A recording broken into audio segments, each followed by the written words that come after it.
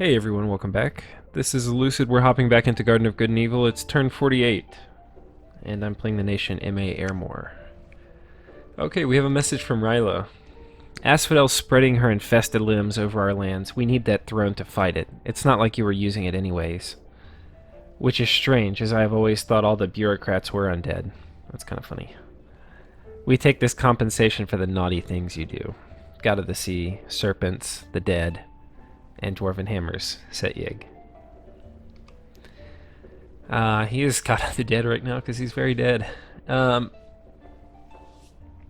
So we then had some more mind hunt attempts, but look, I got him, just as predicted last episode. It's gonna be a while before he decides to to mind hunt that province again. Okay, got another one. We got 2 in one turn. That's actually really good. 2 people here got, so 2 of his cap-only mages became worthless pieces of meat. We did, however, lose a censor in this province. This was most likely to Bandarlog. I think Bandarlog's still mind-hunting me over here. Okay, this is Ryla's Super Trooper. I'll show you that. This was the dude that was on my throne. He jumped back over here.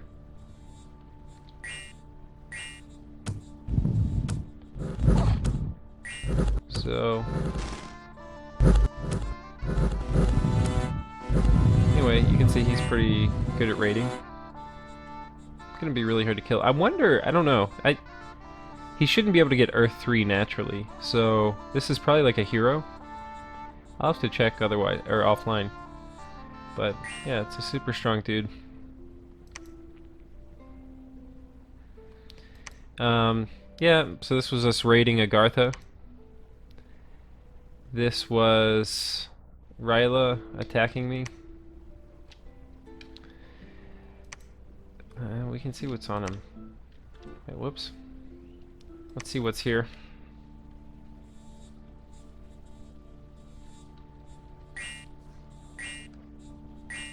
Okay, so he makes them all ethereal.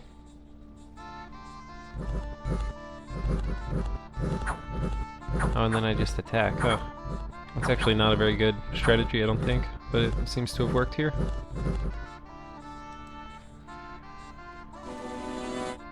Huh, okay. Interesting. Very interesting. Okay, so we also are attacking Agartha. This is the province right down here, where he had a bunch of undead. He kind of raided me and backed off. I think I'm gonna go full force at Agartha. It's not easy, but nobody's easy right now, and it's easier.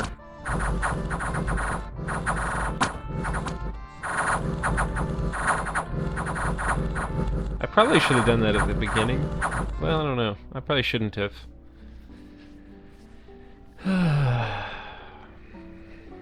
He would have been the easiest person for me to attack before he got an efficient earthquake up, but the problem was everybody else was attacking me. I didn't really have any troops. Okay, so that was that battle. Wait, whoops. This battle. Okay, here was the group that I sent in to soften up this army, hopefully burn some of the gems. And what I want to see here is, does he do first turn earthquake? So this is one of the dudes that has 3 earth gems, and he does not cast earthquake first turn. Then this dude back here, he had 3 gems and he does cast it.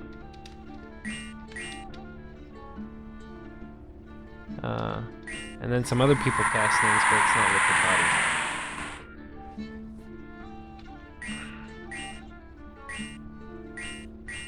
So this second earthquake, even though, yeah, basically it doesn't come out. I don't know if the scripting's wrong or what's going on, but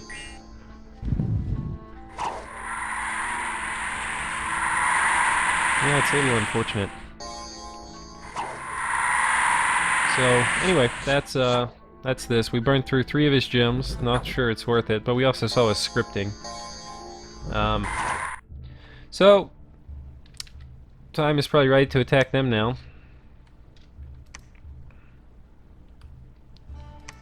You know, the other option, and this is not a bad option, is I could do like a big invasion down here. And with a big enough invasion, he will pull this army back, assuming he doesn't have another huge army sitting in here.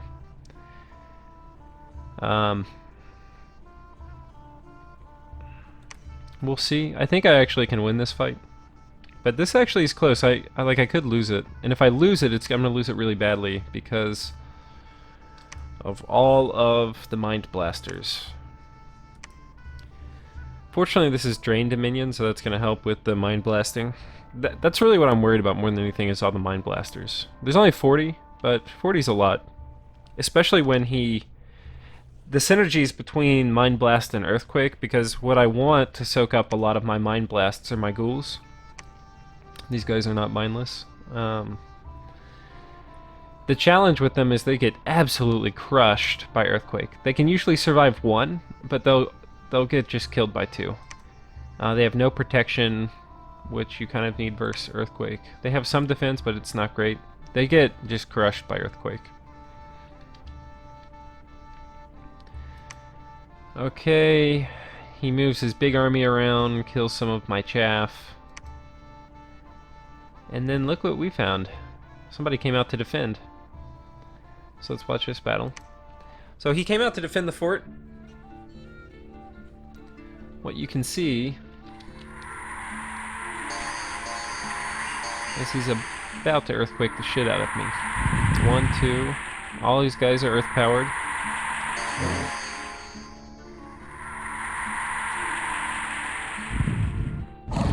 1, 2. So 2 Earthquakes. You can see it wrecked my ghouls. Right, my ghouls are reduced to almost nothing. These dudes, they almost all died. All my priests.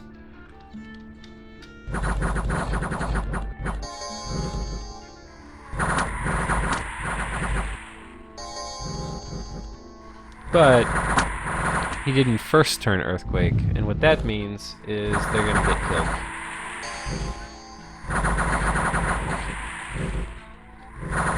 And I think 1 first turn Earthquake is okay for my knights. But 2 first turn Earthquakes would kill a large fraction of them. So we don't want that. What other events? Old Age, we have Unexpected Event Luck. Doesn't matter. Handful of gems, fire gems, I like fire gems. Famine has struck the land. Population down and death up. Who cares? Started to destroy the gate. That's this one, which means they hardly have any troops in here. Because that's a really small group to destroy the gate. It should read, you know, the enemy's defending it faster than you can destroy it, something like that. Okay, what else? The entrance to the fortification Angelica has been breached. We can storm the fort any time now. That's this one. So those are the events for this turn. Let's take a step back and look how this is all playing out. There's a good chance I can get this fort. If that is the case, I'm going to be very, very happy because I like forts. It's an underwater fort, so I'll probably have to send an acolyte or something down there. But, you know, hey, that's all good. We saw Carl Binko Wonko Jr. whatever, his pretender's here. And his pretender can cast Earthquake. So very likely his pretender will attack here, but his pretender may also patrol, thinking I'm going to be an idiot and charge this way, which I thought about being an idiot and charging that way.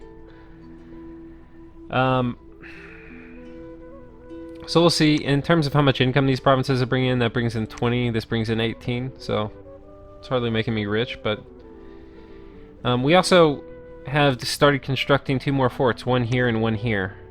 So 5 months to go on each of them.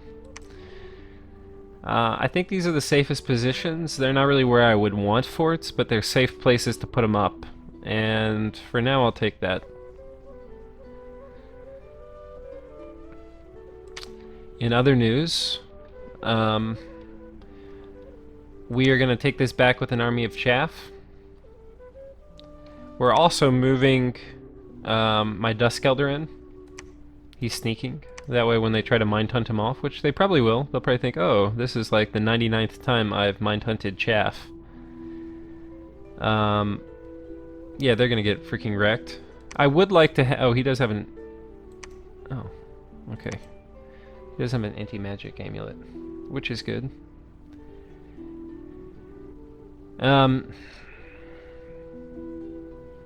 What else do we have? We are going to be storming this fort. Rather than take the whole crew in, we're just going to take a little elite squad. Should be good. This army here, which was on top of this, we're going to do this little tactic. If you didn't know, if you put one dude on top and they don't break siege, then the province is still taken, even though there's no leader. So this is a little trick. You could do a drop and run. So I'm going to drop a dude here and then I'm going to run. Now what I thought about doing is moving this army over here to attack. Because highly likely that... well, would that even work? Yeah, it's actually not a bad idea. Highly likely they try to break, like they don't accept these people sieging it.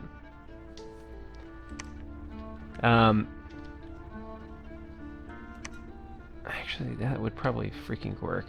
I think he has nothing in here. If he has nothing in there.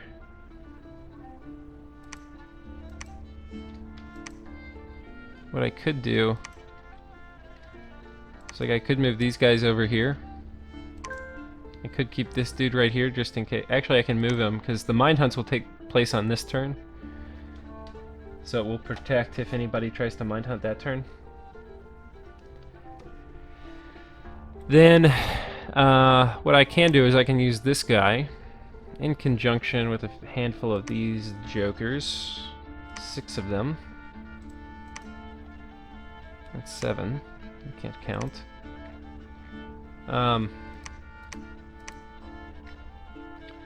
So we can have this guy back here. We can have these guys on line formation, hold an attack.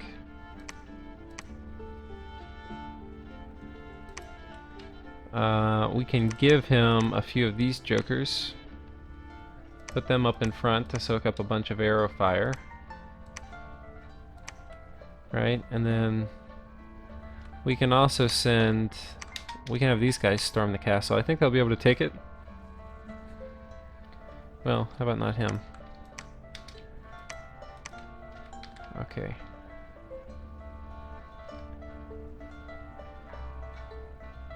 I don't think he has many Mind Blasters, but we'll put these guys back here just in case. These guys again will go out front, line formation, hold an attack. And then these guys can just be somewhere in the middle. Hold an attack. This should work. These guys, they can all move right here. Should work, should work, should work. Now there's a risk to this plan. The risk is that Asphodel attacks me. Asphodel's not going to attack me, because what is most likely is... Yeah. What's most likely going to happen is I'm going to keep my whole army here and take the fort. And if he were to attack me when I do that, then I would just kill his whole army. Now, if he doesn't, then I'm going to lose all the dudes who are staying here, which is these jokers.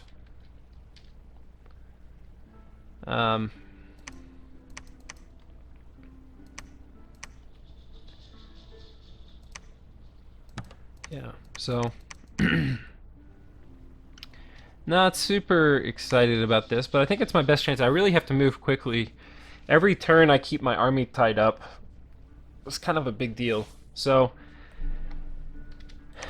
what we're going to do, we're going to attack here with this group, which is very good, very, very efficient at killing PD. This group is going to attack here. And I imagine they think, hey, my big army is going to storm the fort. It's a safe turn for me to come out and defend. And when they do that, I'm just going to absolutely crush them.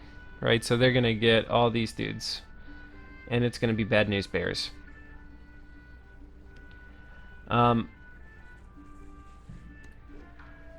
So when that happens, I also should be pretty close to set up to taking this turn or this fort in a couple turns. I don't know how many. It's a 250 fort, so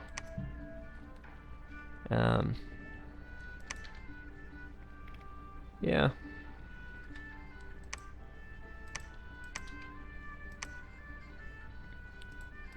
Don't really have many troops. I was gonna bring maybe reinforcements in, but so I think this is the right move. My guys can get mind hunted in here, but not this turn. So we'll see. Oh, I didn't know where to move him. I probably should have him come up here, see if he can take these things. We'll see. He may get mind hunted. It's kind of annoying. This dude's about dead, but he's going to be preaching his little heart off until we get positive dominion here. I'm also going to be taking this throne. Before I was like, oh, I want this land to have income and stuff. Now I want my dominion here. I need to get troops on this side. Naturally. The other thing we're doing is he's got this is a pretty big army. I don't know if I showed you this battle. I don't think I did. So there's a few greater othernesses who were nasty size 6 tramplers with regeneration and high morale and resistance to all the elements. Yeah, and decent protection. Crappy defense. That's the only thing. So, anyway, they're getting Etherealed. He's got a big old communion army back here. He's got a lot more slaves compared to each person he's going to have casting. So they're very unlikely. Holy crap, those are cool. Oh, look at that. A soulless shambler. That is really cool looking. So, it's very unlikely these guys are going to get fatigued out. Well, they already are fatigued out, but it's going to be hard to kill them. Well, these are communion masters. I don't know. It's possible. Anyways, it's not a super strong army. It's kind of one of his weaker ones. So what I'm thinking is I'm going to send this group to go and attack. There's problems with that. This is pretty weak. I don't really have that many sacreds because have spent them all. But it's highly likely this army attacks here. When he does, I'm hopefully going to munch the shit out of him. And really what I have more than anything is I have a lot of troops, and then this guy is H4. So he can cast Unholy Blessing, then the level 4 Power of the Sepulchre, which is going to give everybody speed, which actually I might want to do first. Right, and then protection the rest. So, as you can see, I'm changing orders because this is my current turn. So that's kind of the thought, is we're going to move this army here, hope he moves here, we'll intercept it. I think that's an extreme... I don't know where else he would move. He could think I'm going to take this province back and move here. That would be kind of unlikely, but this would be... If he moved here, he could then have both these come back in here in a turn or two. Like, presumably he brings in a bunch of Star Children with a bunch of gems and gets ready for round 2, which... Anyway, we'll see.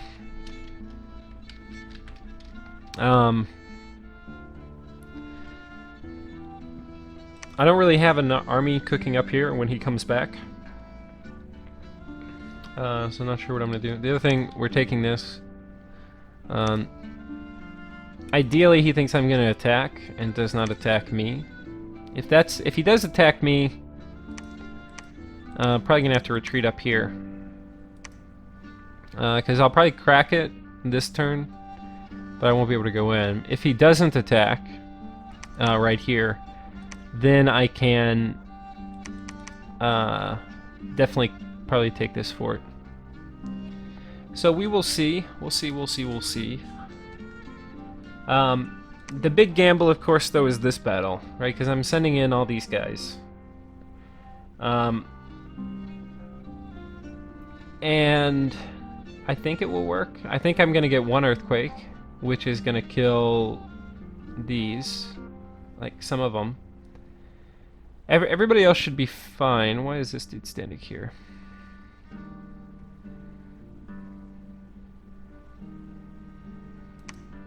That's not good. Okay, that's why you check. You don't want your little dude standing out in the open. Who knows what would happen. So this is a pretty big army. I'm probably going to lose some of them.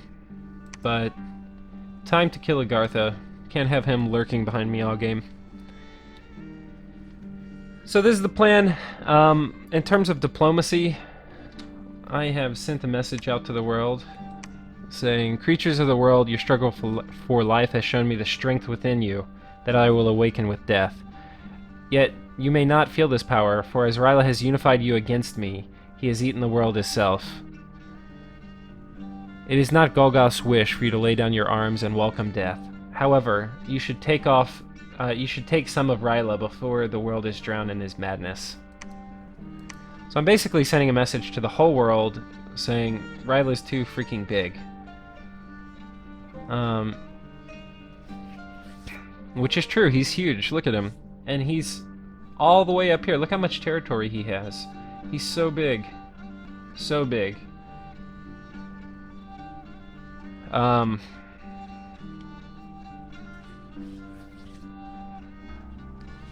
So we'll see. But I think like this front is going well.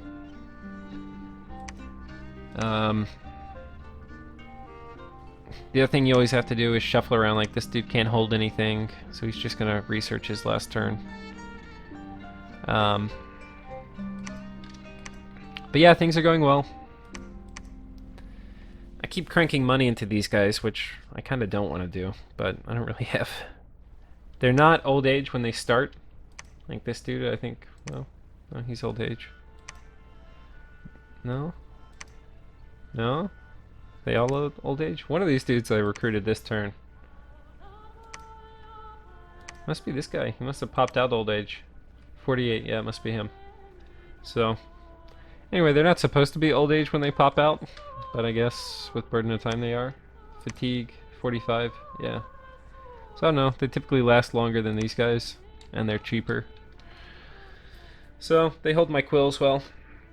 In terms of research, I'll cover that real quick, and then we'll say adieu. Whoops. At Conjuration 4, I get Summon Lamashtes, which I can use, hopefully, to trap his prophet when he comes to take my throne again. Because I'm going to take it back, I think, without...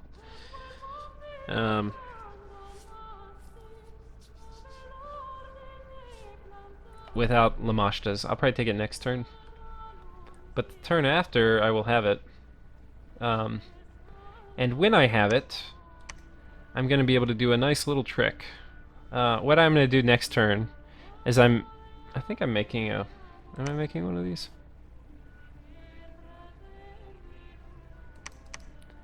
See, this guy needs to... Can you make a charcoal shield? See, he's my only guy that can make a charcoal shield. I'm definitely going to want one of those. This is a little risky. I could lose my boots here. Oh wait, no, he can make a charcoal shield. Why don't I just give it to him? Well, I don't even need to make it now. I can make it later. But I'm gonna make one of those. I was worried I'd lose my ability to make charcoal shields. What I'm gonna lose my ability to do, I think, is to make these. Which, do I have somebody else making them? Firebrand. Oh, he can do it. So I'm not going to lose my ability. Okay, that's good.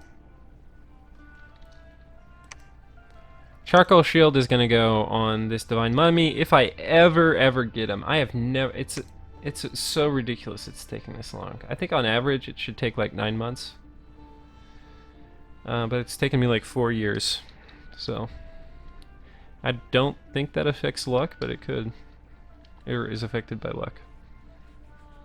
Okay, so we're doing a dinky army here. We're hoping he attacks me here, and I'm moving in a rather big force. We're rolling the dice on this one here, hoping he only has one earthquake, and hoping Mind Blast doesn't totally wreck my shit, even though it could. Do I have anybody on hold and attack? I think for this one, hold and attack is not the right plan. Yeah, nobody is on hold and attack. Everybody's just on go get your shit. So that's good. Check one more thing. See, I think actually put these guys back here.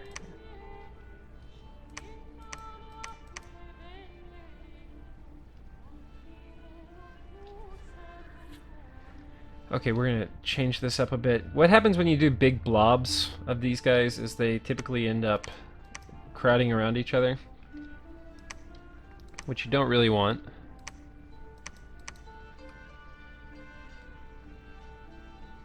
Well, my guy who's doing the blessing can stay at the back. This dude, he can do a turn 1 Unholy Power, and then he can drop Protection of the Sepulchre. So that's kind of the plan here.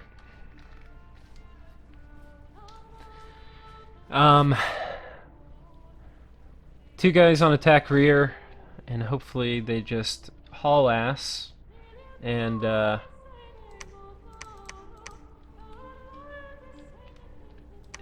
eat through these guys before too much bad stuff happens, but we'll see. Could be bad. But we're to the point I kind of, on one hand, Burden of Time is working for me. It's the only thing working for me as the game goes later. Otherwise, my enemies are just getting more researched.